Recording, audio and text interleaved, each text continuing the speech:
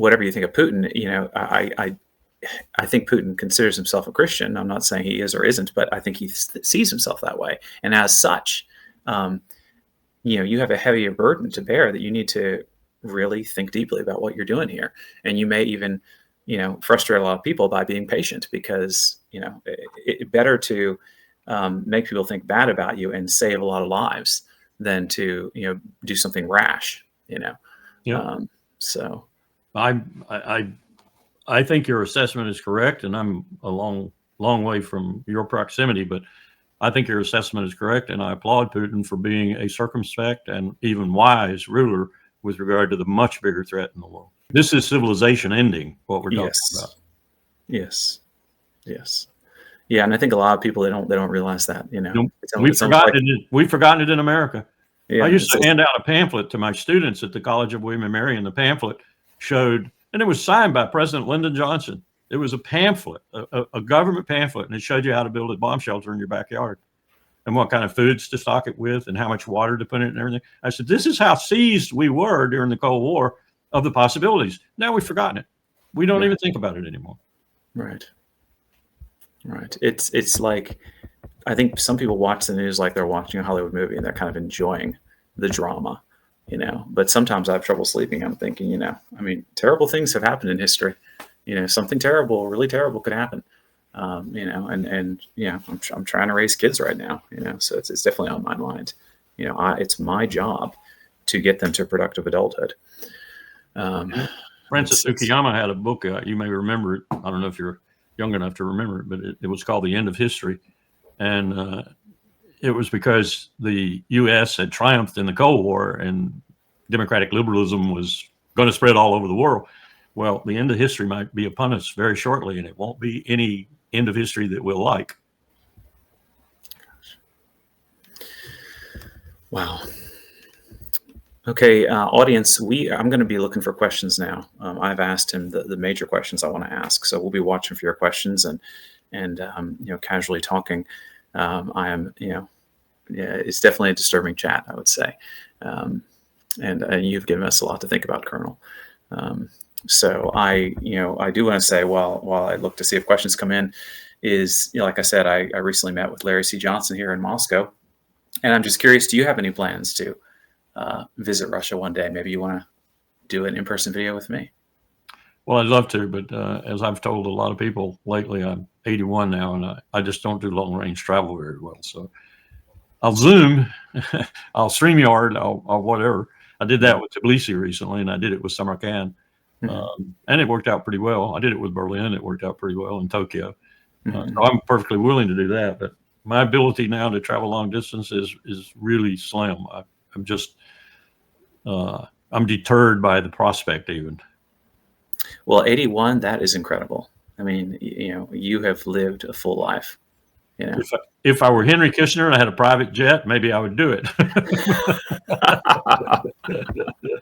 But I don't. I have to travel economy class, and 16 hours on an airplane is, it's torture for me. I have to get up every hour to go pee. Well, I'm sure with your career, you've been all over the place, right? I have. I was in Moscow when the first McDonald's opened, and I remember driving by the I forget the boulevard, but it's a famous boulevard, but I shouldn't forget it. But we were driving down it, and Powell said, "Stop." And we just pulled over and we looked, and there must have been 1,200, 1,300 people in the line at the McDonald's. It was the first one. And it just you were witnessing history, man. Yeah. That's Pushkin Square where you were. Well, Powell said we should get out and get one. Really? Did you? Well, no, we didn't because the line was long. But it kind of worried me because he's the kind of guy, we'd drive through New York, he'd get out and get a hot dog off the corner. Just pull a sedan over in New York in front of the Waldorf Astoria or whatever, and go over and get one of the best hot dogs made in America. He would call it a New York street side hot dog. So I thought we were going to stop and, maybe our Russian handlers would put us in the front of the line. Well, I bet you they would have. They probably would have, yeah. I mean, that McDonald's is still open. Of course, it's not called McDonald's anymore. It's called Simply Tasty is how you could translate it. It's the Russian version of McDonald's because I believe a Russian businessman bought out all the McDonald's when when the sanctions started. Yeah. But I remember going there about 10 years ago for the first time. My I don't know if she was my girlfriend or my wife at that point, but she was like, "That's the first McDonald's," and we went in, and they actually had photos in the lobby of all that of that historic Right. day. So it's called And- Simply Tasty in Russian now? yeah, "Kusnoy Tochka." Okay. So, and you can That's neat. you could translate that as simply tasty. Yeah, And I was actually afraid if our Russian escorts went over and put us in the front of the line, the Russians in the line would kill us. they might be offended. Yeah. Yeah. If it'd been America, they would have said, "What are you doing? Get out of here!" Oh, wow. We don't Yeah, care who you I did are. a video in there, and it's cool, man. It's definitely cool to see. So you came to Russia just that one time, or you been here a few That was times? it. Just that one time, and we weren't there very long. We'd come from, if I remember, we came from Warsaw, where he had assembled all the Warsaw Pact, the former Warsaw Pact military leaders, Mhm. and lectured them. And I'll never forget that lecture, because one of the things he said to them was, "You're going to have to get used to a new regime, a regime not unlike my own, where I serve an authority that doesn't like me. Hmm. I serve in the United States, where a standing army has been throughout our history anathema, Mhm. not something that's positive, but something that's negative. You have to kind of adjust to that sort of thing if you're going to be democracies. Mhm. You have to serve a leadership that won't particularly like you, because you will always be the biggest threat to them." Right. That was unique, and a lot of questions were asked. Right. They didn't quite understand what he meant. And so afterwards, there was a lot of explaining to the various leaders what he meant. And I think basically at the end of the day, they got it. They understood what he meant. I'm not saying they accepted it, but they understood what he meant, Right. that the military instrument was a necessary evil.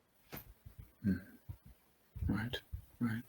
Well, I was scanning here, and we do have a question, and I'm glad I found this question because this person asking, Marcel Trajectory and Lifestyle, this is the guy who has the channel of the video clip that I used, and you can see Marcel and his channel, guys. I'll put the link below, and you can also see he and I together in the video I have where I went down to the border on my channel.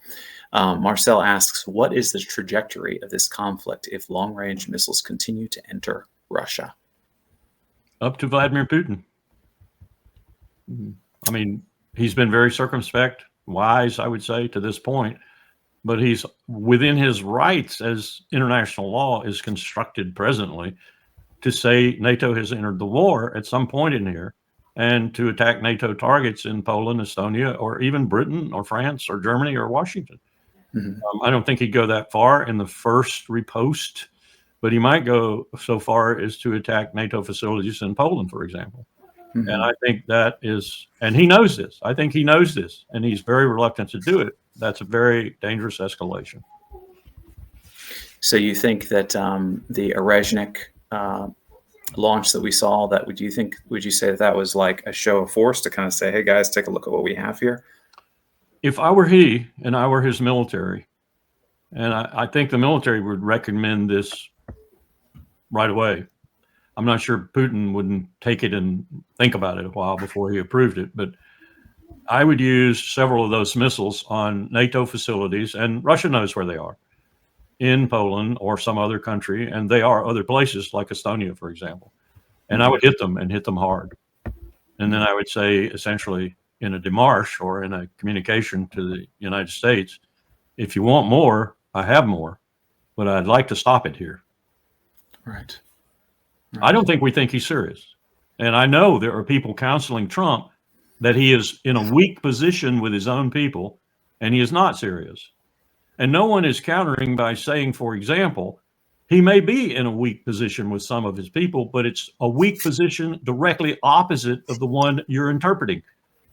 And what they mean by that is Putin is showing restraint, and there are powerful people behind him who want him to quit showing restraint and end the war. And that's what you're talking about, not the opposite. So don't give those people more reason to, get him interested in a massive retaliation, because you will regret it ultimately. We'll all regret it. Let's face it, the world will regret it. Right. Right. I'm worried about the same thing with Bibi. Bibi is sitting on very quiet German diesel nuclear in the sense of weapons, very quiet German submarines in the North Arabian Sea and in the Eastern Mediterranean. And he has weaponized missiles to be fired from surfaced submarines that have nuclear warheads. Rolling? Yes. Did you like that clip? If so, click here. But if you love that clip, click here and watch the full video. Also remember to like, subscribe, comment, and most importantly, share before I disappear.